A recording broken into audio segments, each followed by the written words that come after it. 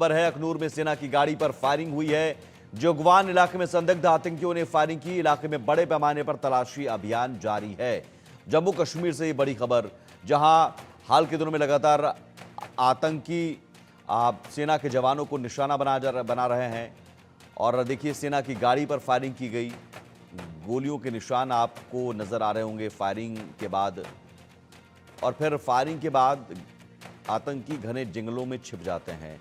ये बार बार कहा जाता है कि आतंकी आते हैं घने जंगलों में, फिर वार करके छिप जाते हैं। कायराना हरकत, कहीं ना कहीं घात लगाकर वार करते हैं। इससे पहले गुलमर्ग में सेना के जवानों को निशाना बनाया गया था, जिसमें सेना के 2 जवान शहीद हो गए थे और 2 पोर्टर्स की भी मौत हो गई थी। कुल 4 की मौत हुई थी, 3 जख्मी हुए थे। अब एक बार फिर से जम्मू कश्मीर के अखनूर में सेना की गाड़ी को निशाना बनाया गया। ये एम्बुलेंस है, सेना की एम्बुलेंस है, उसे निशाना बनाया गया है और फायरिंग की गई है।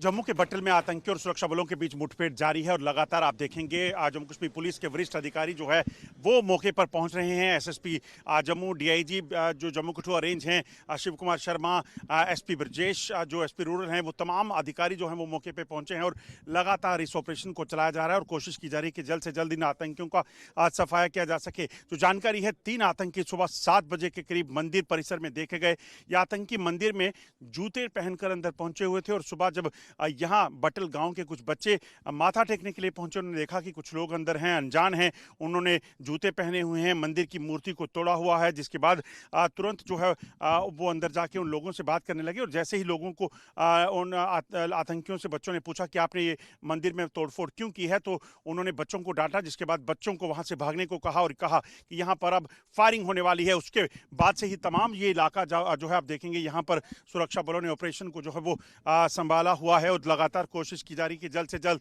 इन आतंकियों को मार गिराया जाए। आप देखेंगे जम्मू कश्मीर पुलिस के जवान लगातार यहाँ पे डटे हुए हैं। सेना का काफिला, एक बार देखिए, ये आगे से सेना की जो वाहन है वो लगातार इस तरफ पहुंचते हुए और मूवमेंट जो है वो काफ़ी तेज़ हो गई है।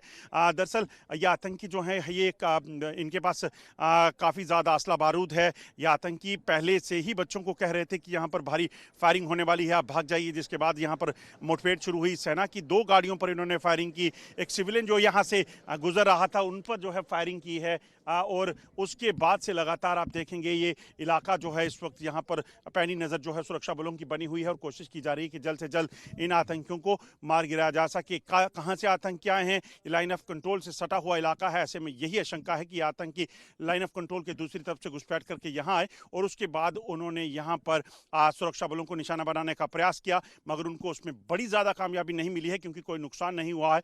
अब आतंकी जंगल के भीतर छुपकर लगातार कोशिश कर रहे हैं कि वो सुरक्षा बलों को नुकसान पहुंचा सके, मगर सुरक्षा बल भी लगातार डटे हुए हैं और कोशिश की जा रही है कि जल्द से जल्द इन आतंकियों को मार गिराया जा सके। बंडी डिगरा के साथ अजय जिंदयाल, इंडिया न्यूज, बटल।